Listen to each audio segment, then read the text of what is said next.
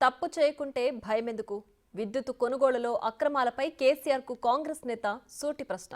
కాంగ్రెస్ ప్రభుత్వాన్ని అభాసుపాలు చేయాలనే దురుద్దేశంతోనే బీఆర్ఎస్ నేతలు తప్పుల మీద తప్పులు చేస్తున్నారని విమర్శించారు.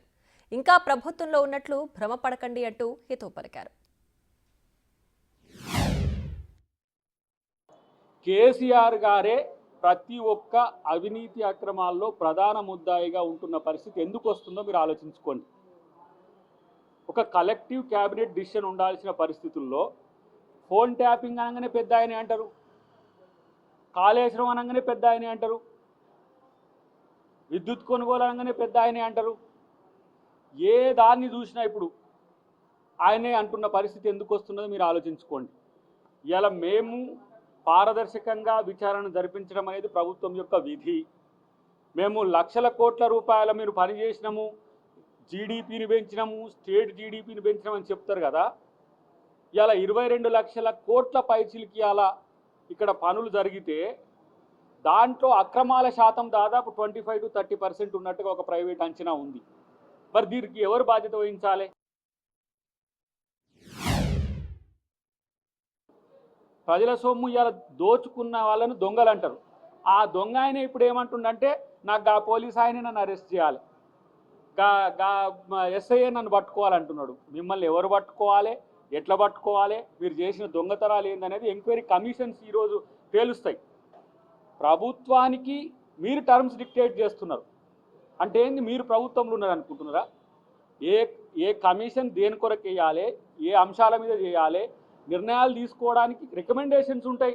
రికమెండేషన్స్ను కూడా దాన్ని బెదిరించేటట్టు, దాని స్టాంటిటీని బెదిరించేటట్టుగా ఇలా పనిచేస్తున్న ఇలా బీఆర్ఎస్ పార్టీ ఒక దివాలా తీసిన పార్టీగా మేము భావిస్తున్నాం.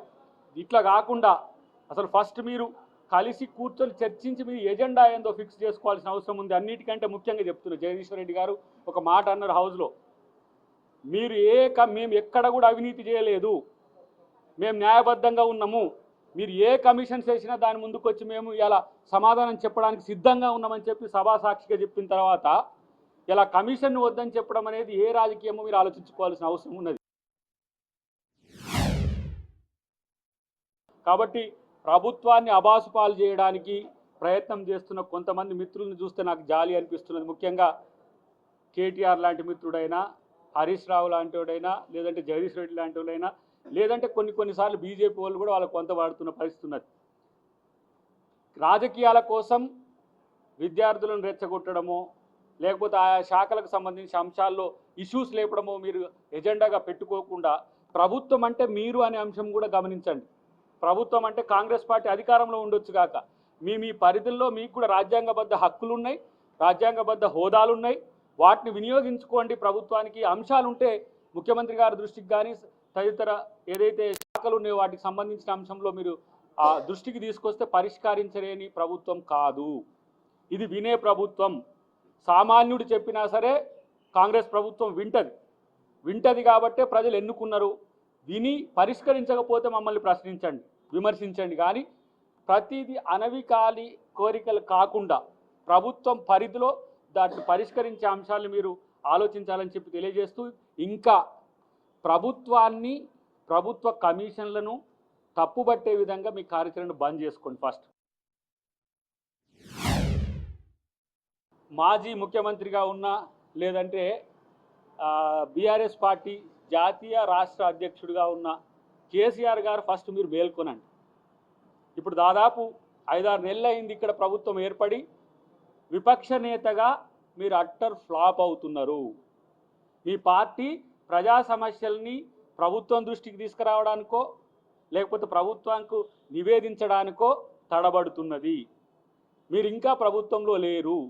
మీరు ఇంకా ప్రభుత్వంలో ఉన్నట్టు మొద్దు నిద్ర నటిస్తున్నట్టుగా నాకు కనబడుతున్నది. కాబట్టి ఇప్పటికైనా ప్రజా సమస్యల్ని సహేతుకంగా, నిజాయితీగా ప్రభుత్వం ముందు పెడితే పరిష్కరించడానికి సిద్ధంగా ఉన్నారు. ఈరోజు రైతు రుణమాఫీ అయింది. రేపు అన్ని రకాల 6 గ్యారంటీలకు సంబంధించి ఇంత ఆర్థిక లేమి స్థితిలో కూడా మీ వల్ల ఆర్థిక వ్యవస్థనే ఛిద్రమైపోయింది తెలంగాణది. ఇలా విద్యుత్తులో దాదాపు 80,000 కోట్ల పైచిలకి ఇలా అప్పులు ఉన్నాయి. డిస్కంలన్నీ కూడా అప్పుల పాలైనాయి. ఇంకా మాట్లాడుతున్నారు వాళ్ళు, మేము ఇది చేసినాం అది చేసినాం అని చెప్పేసి. విద్యుత్ కొనుగోళ్ల విషయంలో వివిధ కంపెనీలతో మీరు చేసిన ఏవైతే ఒప్పందాలు ఉన్నాయో వాటిలో స్టాంటిటీని డెఫినెట్గా ప్రజల ముందు కమిషన్